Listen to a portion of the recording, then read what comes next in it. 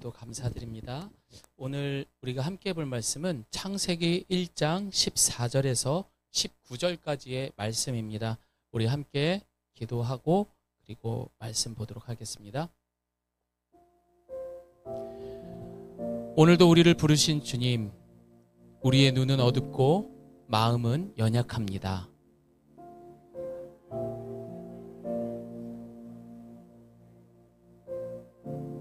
성부, 성자, 성령의 하나님, 오늘 주시는 말씀이 내 마음판에 새겨져 내 삶의 모든 우상이 떠나게 하시고 하나님과 함께하는 삶이 되게 하소서.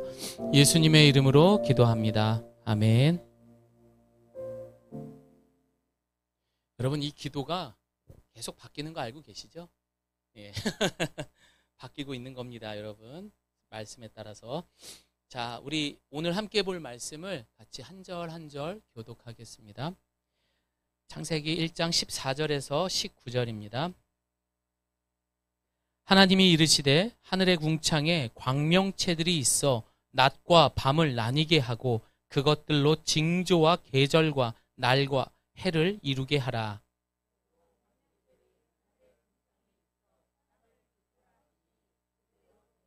하나님이 두 큰 광명체를 만드사 큰 광명체로 낮을 주관하게 하시고 작은 광명체로 밤을 주관하게 하시며 또 별들을 만드시고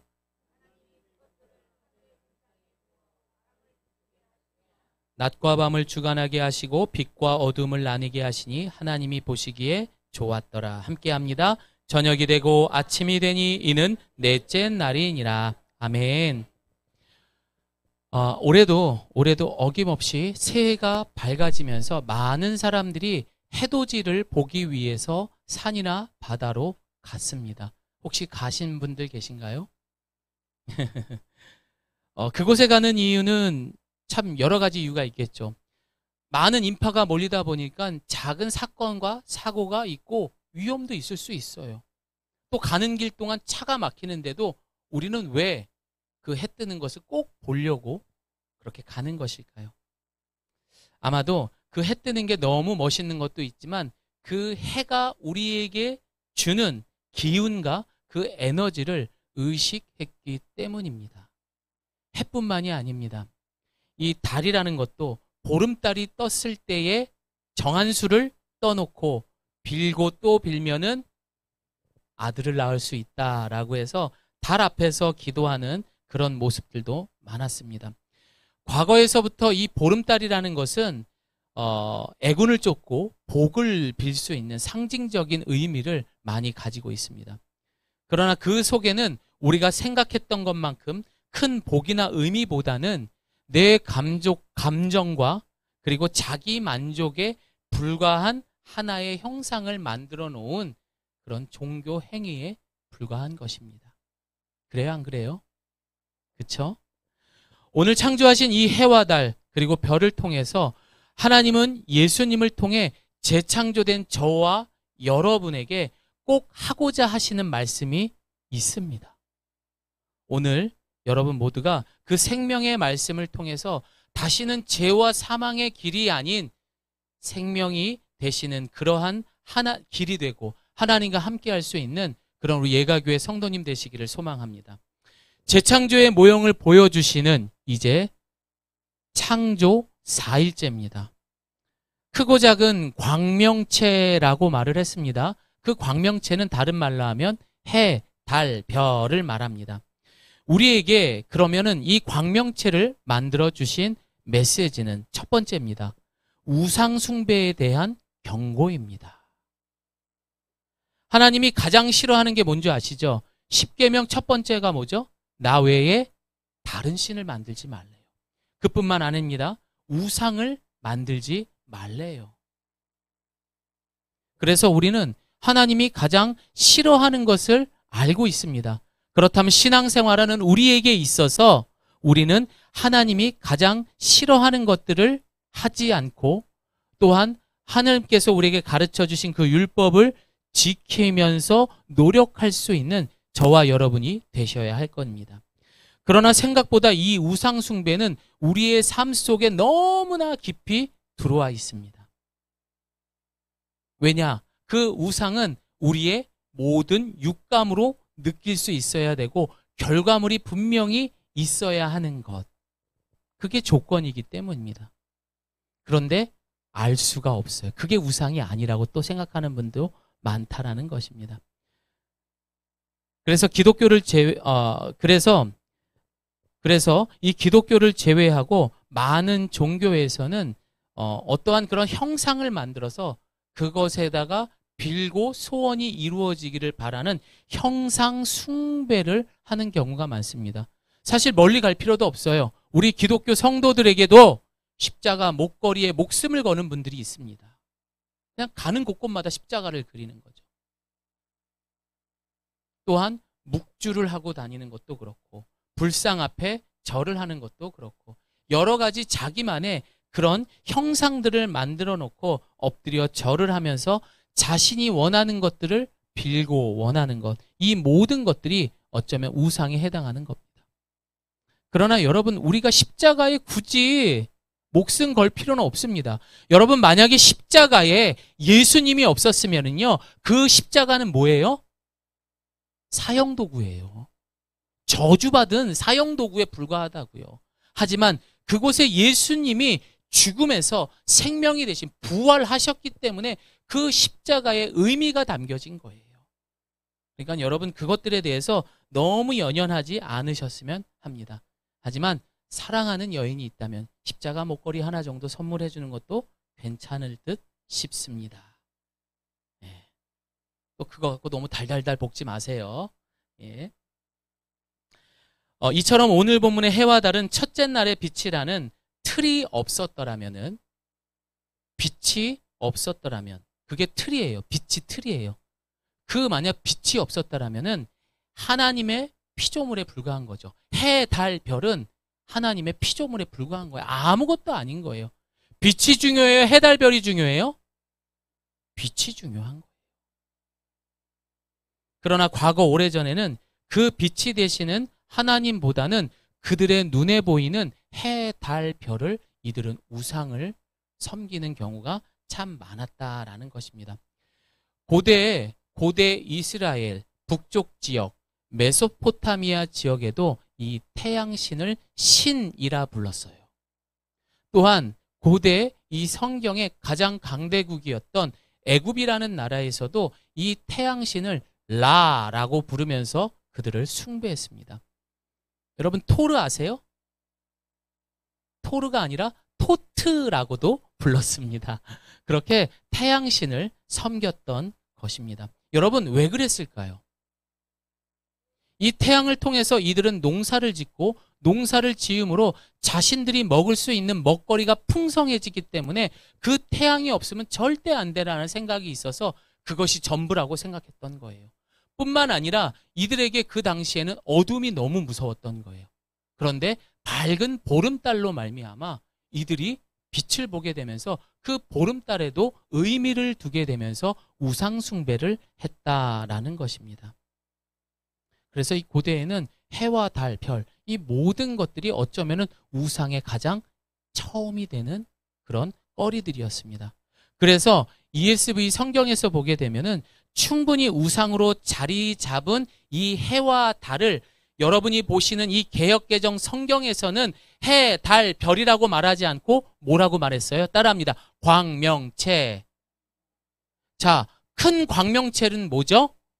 해. 작은 광명체는 뭐죠? 달.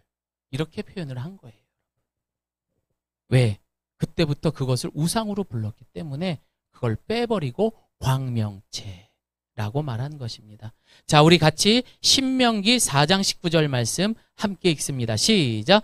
그리고 너희는 눈을 들어 해, 달, 별 등 모든 하늘의 천체를 바라보고 그것들에 끌려 절하거나 너희 하나님 여호와께서 하늘 아래 모든 민족들에게 나누어 주신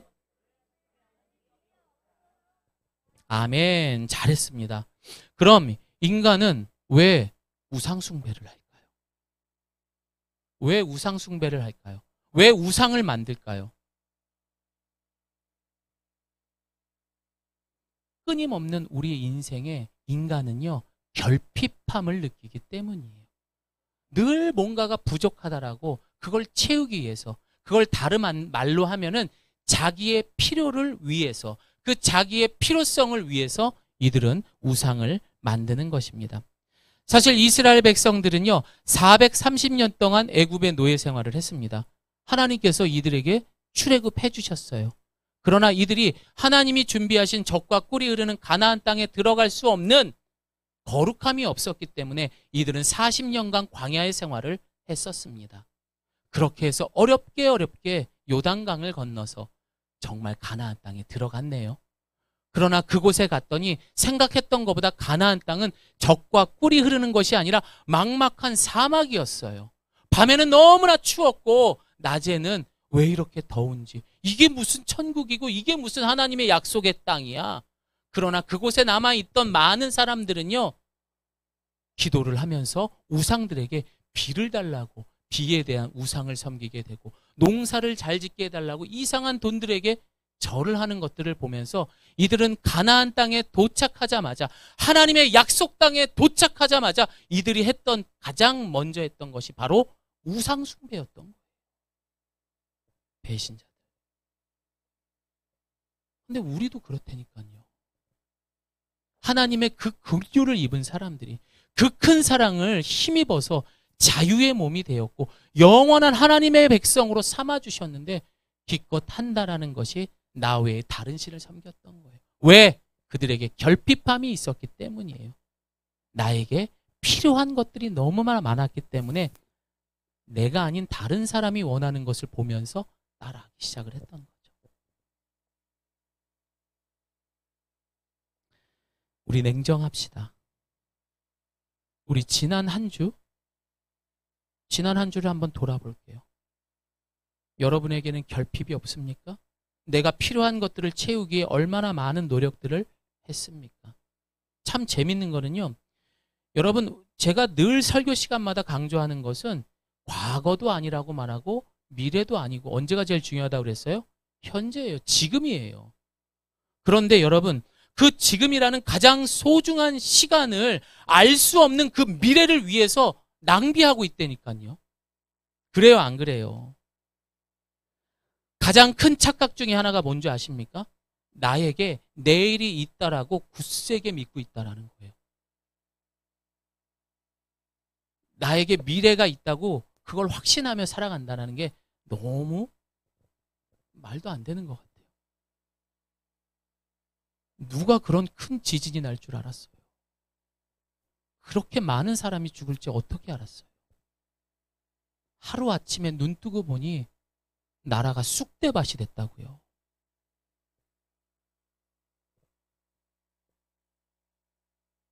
그래서 자기 생명을 중요하게 생각하는 사람일수록 죽음이 두렵습니다. 제가 최근에 이제 호스피스 계속해서 나가면서 느낀 것 중에 하나가, 그걸 아예 이제 가슴판에 새기는 것 중에 하나가 뭐냐면요. 그곳에 계신 환우분들이 몸이 많이 아프세요. 맞아요. 암 말기니까.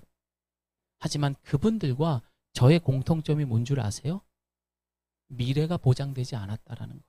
단지 차이가 있다면 그분들은 병원에서 생활하시는 거고 저는 밖에서 생활할 뿐이지 내일이 보장된 삶이 아니라는 거예요. 저는 늘 그 생각을 해요. 가끔씩 고속도로를 가야 되잖아요. 혹시라도 뭐가 날라와서 사고가 나진 않을까. 나는 안전운행을 하는데 뒤에서 받아서 내가 그 자리에서 죽진 않을까. 원래 안 했던 생각들을 이제는 한다니까요. 그래서 그 시간에 이제는 딴 생각하고 맨날 멍하게 운전했던 이제 운전을요. 정신 바짝 차리고 왼쪽 오른쪽 뒤를 보면서 운전을 해요. 그리고 집에 오니까 눈이 시뻘개져 있어요. 여러분, 그게 안전운행이에요. 멍 때리면서 운전하면 안 돼요. 아셨죠? 우리에게는 미래가 보장되어 있지 않다라는 겁니다. 결국 우리가 그렇게 오늘이라는 소중한 시간들을 아주 그냥 무참하게 다 버려버리고 알 수 없는 그 미래를 위해서 살아가는 게 우리의 현실입니다. 왜 그렇습니까?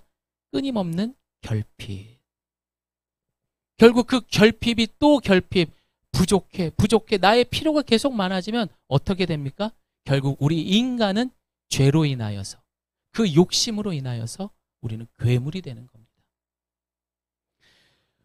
그 괴물에 대한 이야기를 좀 해드리겠습니다. 구약에서 나오는 신 중에서 가장 악랄한 신이 있습니다. 몰렉이라는 신입니다. 이 몰렉이라는 신은 우상들 중에서도 신 중에서도 가장 악랄합니다. 그리고 하나님이 진짜 싫어했습니다. 레위기 20장 2절 말씀이 있습니다. 시작. 너는 이스라엘 자손에게 또 이르라. 그가 이스라엘 자손이든지 이스라엘에 거류하는 거류민이든지 그의 자식을 몰렉에게 주면 반드시 그 지방 사람이 돌로 칠 것이요 그 몰렉에게 경배하는 자는 돌로 쳐 죽여라. 몰렉에게 절하면 돌로 쳐 죽이래요. 이 몰렉은 이렇게 손을 벌리고 있어요. 그리고 이게 이렇게 가슴인데 구멍이 뻥 뚫려져 있으면요, 자신의 가장 사랑하는 첫째 아들을 그 몰렉 신에다가 그 자리에서 불로 태워서 제물로 바치는 거예요. 그 당시에 그걸 했다라는 거죠. 그거를 몰렉 신이 원하는 거죠. 여러분, 이걸 왜 할까요? 내가 너무나 소중한 내 첫째 아들이지만, 내 목숨과도 바꿀 수 있는 첫째 아들이지만 그 첫째 아들을 제물로 바침으로 인해서 내가 원하는 부자가 될 수 있거든요. 내가 원하는 전쟁에 승리할 수 있거든요. 큰 걸 잃었지만 더 많은 것을 얻을 수 있다라는 생각에서 그 고대 지역에서는 이 몰렉신 앞에 그토록 많은 아이들을 불에 태워서 죽였다라는 거죠. 사진 한번 보여드릴까요? 이렇게 불태워서 죽였어요. 이 몰렉신에 대해서 예레미야 7장 30절에서 32절 자세하게 나와 있습니다. 우리 함께 말씀 읽어보겠습니다. 여호와의 말이다. 시작. 여호와의 말이다. 유다 자손들이 내 눈앞에서 악을 행했다. 그들이 내 이름으로 불리는 집에 가증스러운 우상들을 두어 그곳을 더럽혔다. 그들이 흰놈의 아들 골짜기에 도벳 산당을 짓고 자기 아들들과 딸들을 불에 태웠다. 이것은 내가 명령하지도 않았고 내 마음에 떠오르지도 않았던 일이다. 여호와의 말이다. 그러므로 보아라. 날이 오리니 그때는 그곳을 도벳이나 흰놈의 아들 골짜기라고 부르지 않고 학살의 골짜기라고 부를 것이다. 빈자리가 없을 때까지 그들이 도벳에 매장될 것이다. 여기서 보게 되면은 흰놈의 아들이라는 말이 나옵니다. 그 골짜기. 여기서 말하는 이 흰놈이라는 것을 헬라어로 이 흰놈을 헬라어로 게인나라고 말합니다. 이 게인나가 무슨 뜻인지 아세요? 지옥이라는 뜻이에요. 그런데요, 그 흰놈의 아들의 골짜기, 그 지옥을 지금 우리가 살아가고 있어요. 나의 가장 소중한 것들을 포기하고 자신의 필요, 자신의 결핍을 채워가는 사람들이 지금 이 세상에 널려 있어요. 여긴 지금 지옥이라고요.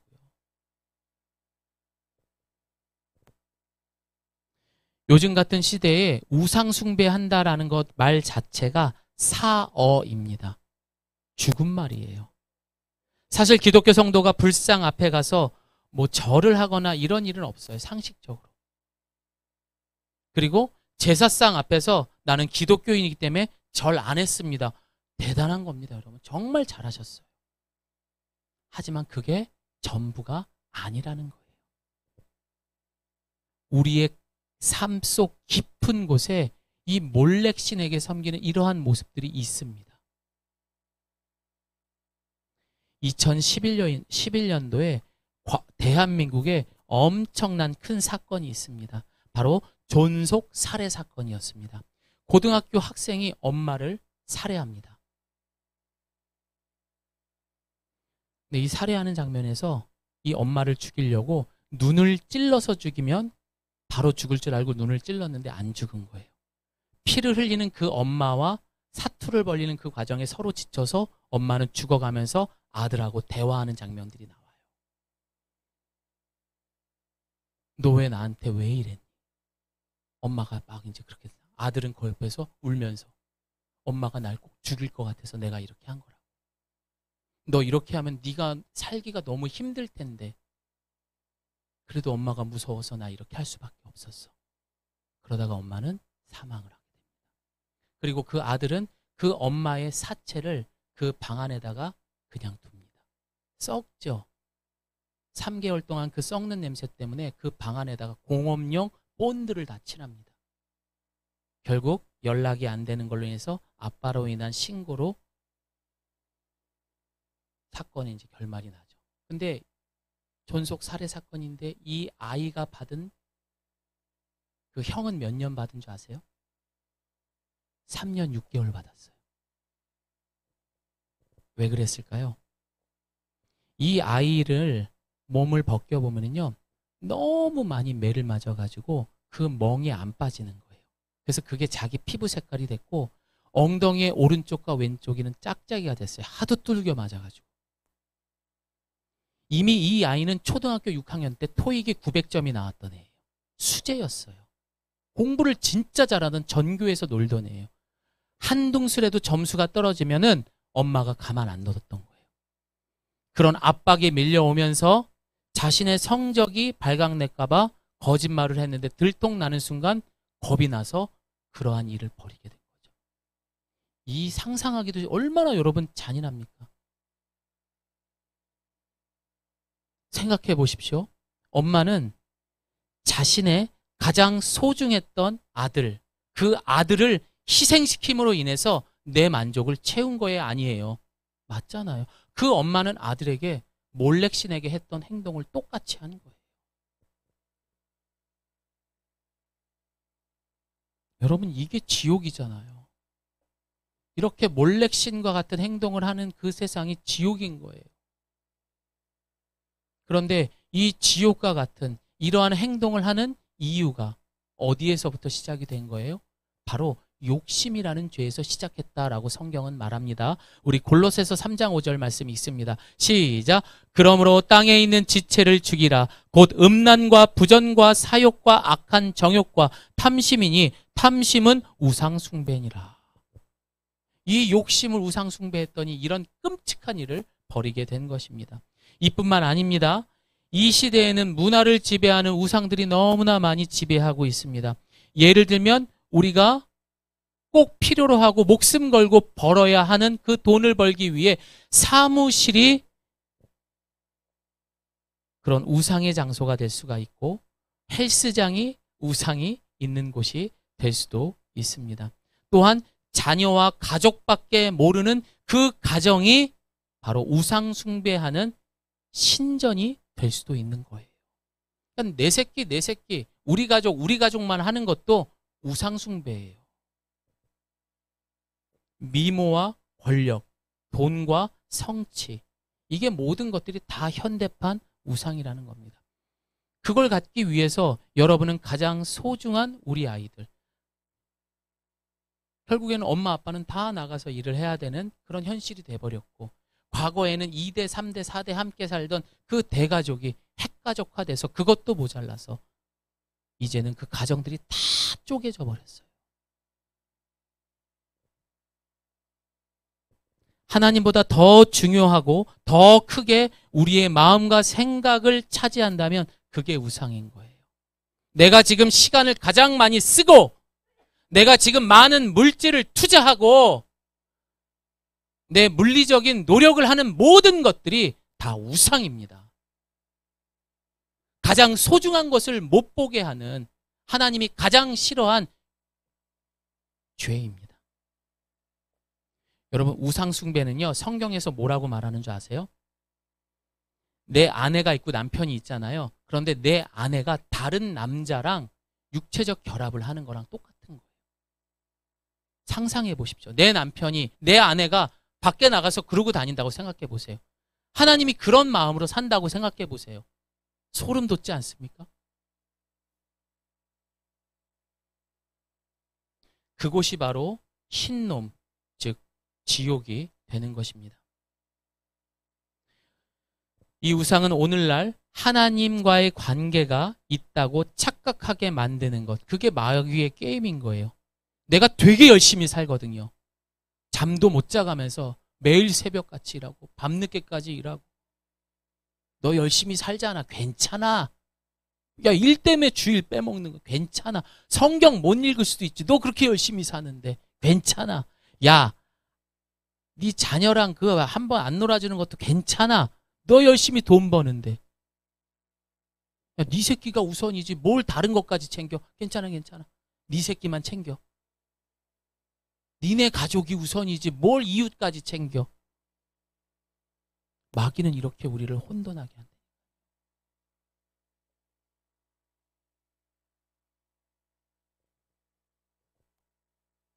어쩌면 우리는 그것을 위해서 매일 예배를 드리고 있는지도 모릅니다.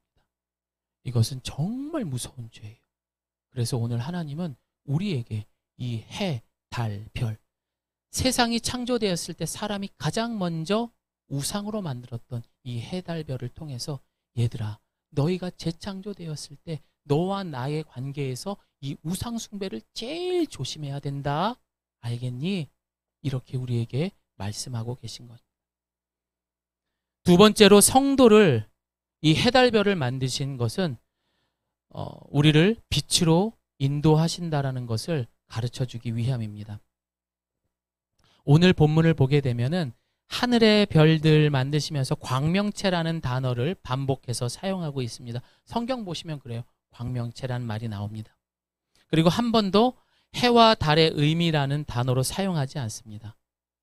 단지 다른 곳에서 이 안에서만 광명체라고 사용하고요. 다른 신약 성경이나 이런 구약에서 이 광명체라는 똑같은 단어가 어디에서 사용하느냐? 바로 하나님 앞에 제사를 지낼 때 성막이 있잖아요. 그 성막에는 하나님에 계시는 지성소가 있어요. 그 안에 있는 7 촛대에다가 불을 밝히면 그 불이 있잖아요. 밝히는 불. 그거를 광명체라고 불러요. 똑같은 뜻으로. 성막 안에 들어가게 되면은요. 해달 아시죠, 여러분? 그 해달 가죽이 물에도 강하고 뭐 습기 이런 거에 엄청 강하대요. 그래서 7겹으로 해서 그 성막을 만들게 됩니다. 그럼 빛이 들어올까요, 안 들어올까요? 전혀 안 들어와요. 깜깜합니다. 심지어 그 속 안에다가 향도 피우겠죠. 연기로 자욱합니다. 앞을 볼 수가 없는 거예요. 그래서 그곳에 365일 불을 밝히게 되는 거죠. 그리고 우리 백성들이 하나님 앞에 있는 지성소로 나아갈 수 있도록 그 불을 밝혀주는 것이 7 촛대에다 밝히는 그 등불, 그것이 바로 광명체라고 성경은 말합니다. 이 단어는 히브리어로 메오드라고 말하죠. 자, 우리 함께 이 말 어디에 나온지 레위기 24장 22절 함께 읽습니다. 시작. 너는 이스라엘 백성들에게 명령해 올리브를 으깨서 만든 깨끗한 기름을 내게 가져와 등불을 켜 그 등불이 계속 타오르게. 이 등불이 바로 메오드, 이 광명체라는 것입니다. 그리고 이 창세기에서 보여주는 이 빛에 대한 등불, 광명체에 대한 이게 모형인 거죠. 누구에 대한 모형인 거죠? 신약 성경에서 빛으로 오신 누구요? 예수 그리스도. 그 모형을 오늘 본문을 통해서 보여주게 되는 것입니다. 어둠 가운데 빛을 비추기 위함입니다. 이 어두운 세상은 하나님께로 나아갈 수 없습니다. 그러나 유일하게 나아갈 수 있는 것은 오직 예수님뿐이에요. 우리 함께 요한복음 8장 12절 말씀 읽겠습니다. 시작. 예수께서 또 말씀하여 이르시되 나는 세상의 빛이니 나를 따르는 자는 어둠에 다니지 아니하고 생명의 빛을 얻으리라. 아멘. 어둠에 살아간다는 것은 유일한 빛의 삶을 사랑할 수 있게 하는 환경이 되는 거예요. 우리가 어둠에 있는 세상을 살다 보면 빛의 소중함을 느껴요, 안 느껴요? 느끼죠. 그래서 하나님은 사실 우리를 어둠에 살게 하셨던 것입니다. 깨달으라고. 이게 얼마나 소중한지.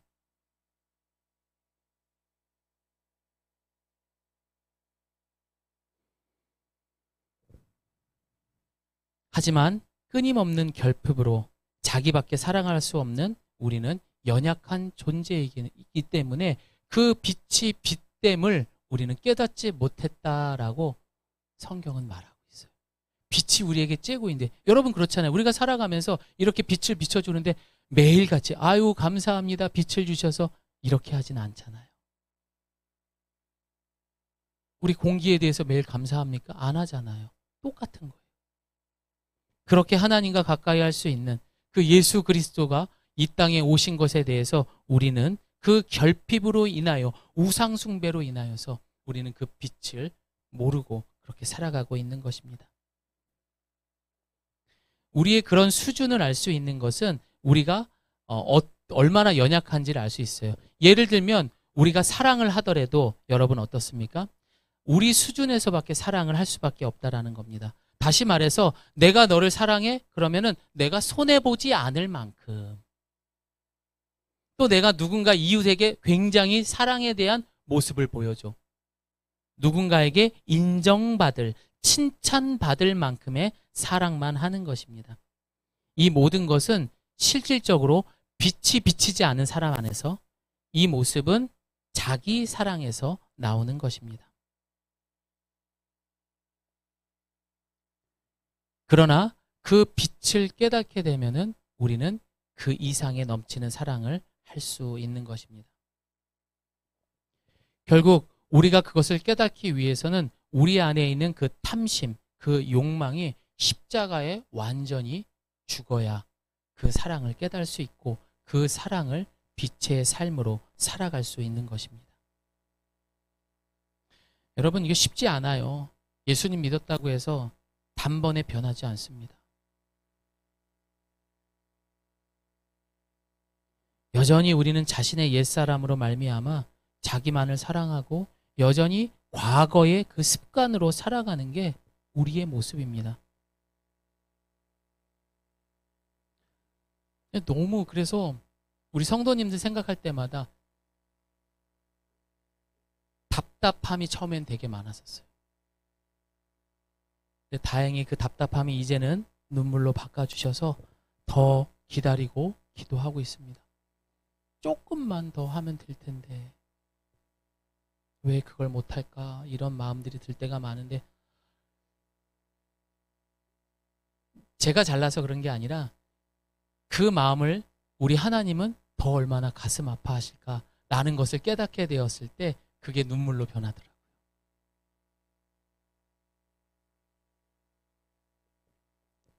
그래서 하나님께서는 그런 우리가 쉽게 변하지 않는 것을 알기 때문에 계속해서 어둠 가운데 우리를 살게 하시고 내버려 두십니다. 로마서 1장 24절을 보게 되면 그러므로 하나님께서 그들의 마음의 정욕대로 더러움에 내버려 두사라고 말합니다. 그리고 완벽한 사랑은 빛이 되시는 그 예수님을 통해서만 진정한 사랑이 가능하다라는 것을 느끼게 하는 거예요. 아, 이래서 그랬구나. 진짜 내가 느끼지 못한 것들을 느끼게 되네.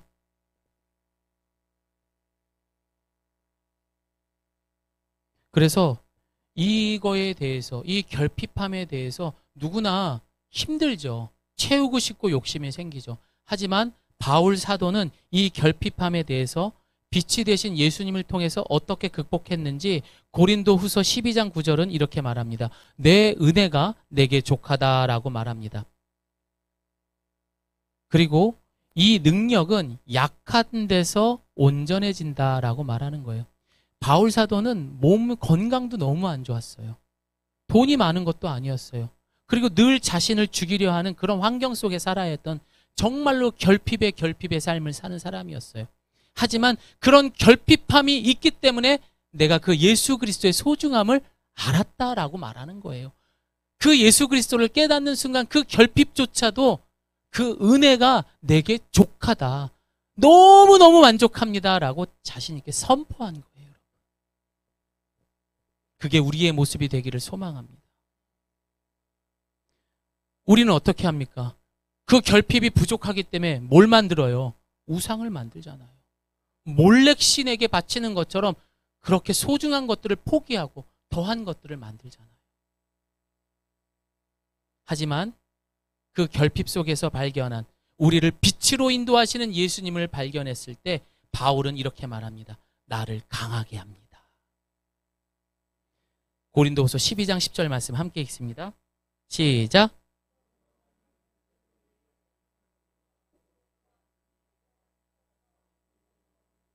기뻐합니다. 왜냐하면 내가 약할 그때에 곧 강하기 때문에. 왜 강한 거예요? 예수님 때문에. 여러분, 처음에는 다 힘들 것입니다.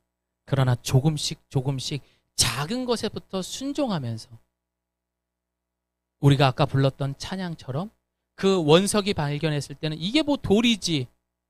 하지만 깎이는 순간 번쩍번쩍한 것이 나오면서 값으로 측량할 수 없는 그런 다이아몬드가 보석으로 변화가 되는 것처럼 우리도 그렇게 결핍을 통하여서 우리를 그렇게 변화시키기를 원하십니다.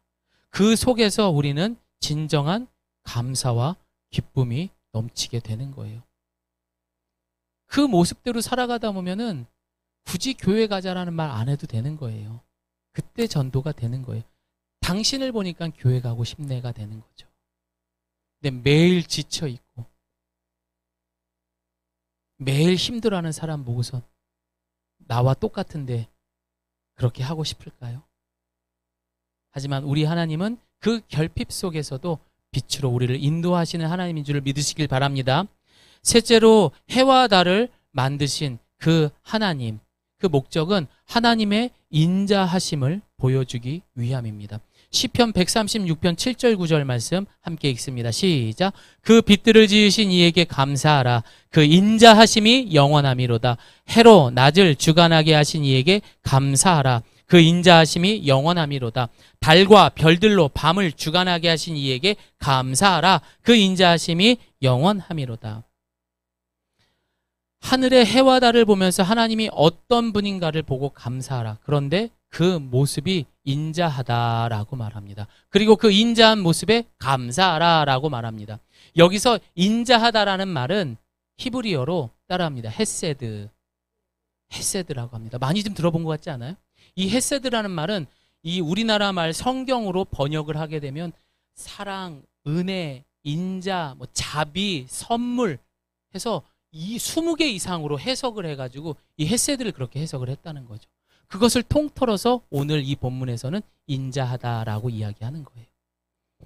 그런데 이 헤세드라는 단어는 우리 인간이 사용할 수 없습니다.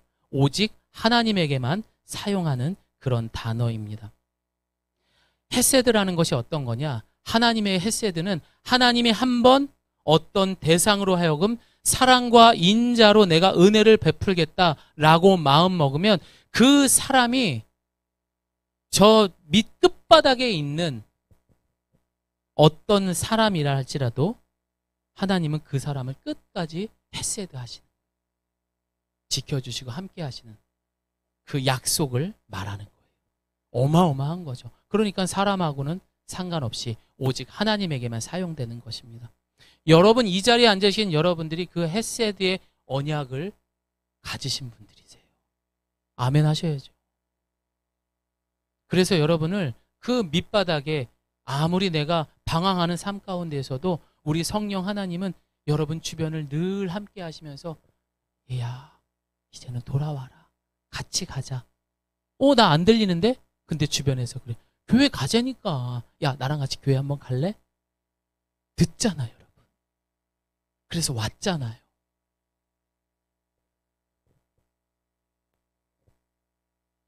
이 헤세드는 또한 우리에게만 해당하는 것이 아닙니다.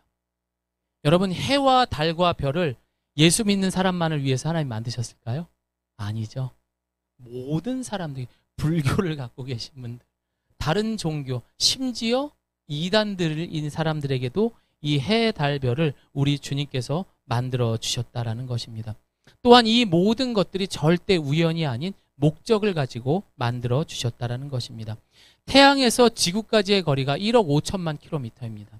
만약 이 지구가 조금만 가까웠어도 지구는 불탔을 거예요. 조금만 멀었어도 이 세상은 얼음덩어리였을 것입니다. 또한 이 지구에서 달까지는 38만 킬로미터가 떨어져 있습니다. 그리고 이 달에 있는 그 인력으로 말미암아 이 지구가 23.5도가 기울어져서 매일 자전을 하고 있죠. 그렇게 하면서 이 달이 그 주변을 돌면서 뭐가 생겨요? 밀물과 썰물. 이걸 만드는 거죠. 그리고 오늘 본문의 말씀처럼 우리에게 낮과 밤으로 나뉘면서 24시간이라는 것을 우리에게 제공되는 것입니다. 만약에 달이 조금만 멀리 있었더라도 파도가 치지 않았을 것입니다. 파도가 치지 않았으면 이 바닷가는 모두 오염이 됐을 거예요. 먹을 것이 하나도 없어서 모든 이 생태계가 다 파괴됐을 것입니다. 하지만 정확하게 하나님께서는 이 지구에 자신의 헤세드의 언약, 약속을 했던 그 백성들을 위해 목적을 가지고 이 모든 것들을 아주 철저하게 다 만드셨던 거예요. 근데 우리만이 아니라 다른 모든 자신의 피조물들에게 해당하는 것입니다. 여러분, 이게 바로 하나님의 인자하심입니다. 저를 따라합니다. 끝까지 기다리시는 하나님. 그 하나님을 기대하면서 여러분 주변에 있는 사람들에게 여러분의 음성을 통해서 그 사람을 향한, 만약 여러분 마음 가운데 그 사람에게 내가 이것을 전하고 싶다라는 것은 하나님은 그 사람을 향해서 헤세드의 약속을 하신 거예요. 그래서 여러분에게 그 마음을 품게 하셔서 전달하라는 그런 사명을 우리가 받은 거예요. 근데 그거를 그 사람이 어떻게 생각할까라고 생각해서 전하지 않는 것은 잘못된 거죠. 그렇죠? 사랑하는 성도 여러분, 그래서 우리는요, 오늘 집에 나가셔서도, 오늘 교회 나가셔서 해를 보면서, 별로 해가 잘 안 보이더라고요. 그래도 해를 볼 때마다, 달을 볼 때마다, 별을 볼 때마다 헤세드의 하나님 감사합니다 라고 늘 고백할 수 있는 저와 여러분 되시기를 바랍니다. 이제 말씀을 마무리합니다. 여러분, 열정이 식으면 일어나는 일이 뭔지 아십니까? 열정이 식으면요, 우리는 계산하기 시작해요. 편견이 생기기 시작해요. 우리가 젊었을 때는 생각 안 하잖아요. 그냥 몸부터 움직이잖아요. 그렇잖아요. 진짜 사랑하는 사람이 생겼어요. 제 아내하고 처음 이렇게 교제를 할 때 제가 기도원에 있었어요. 우리가 아내가 있는 곳까지 68km였어요, 거리가. 생각이 나자마자 거리가 얼마가 되고 이런 생각 안 했어요. 바로 갔어요. 아내가 좋아하는 팥빵을 사가지고. 그게 열정인 거예요. 그런데 신앙생활에서도 열정이 없게 되면은 계산하게 되는 거죠.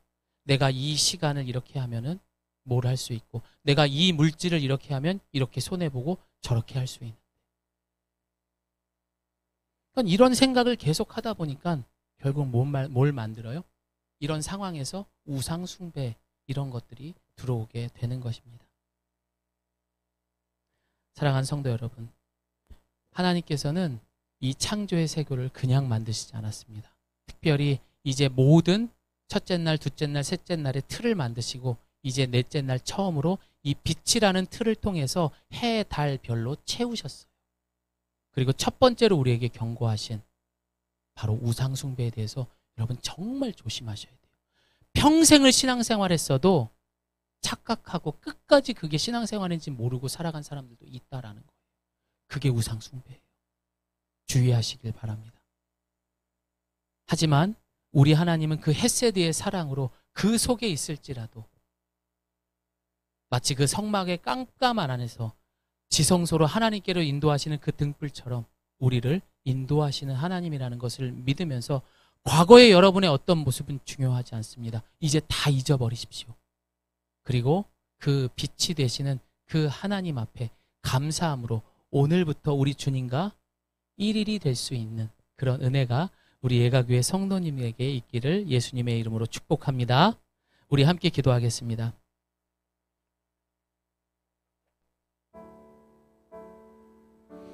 저는 아까 우리 김수만 집사님이 기도하시기 전에 제가 부족하지만 이렇게 준비했습니다 하면서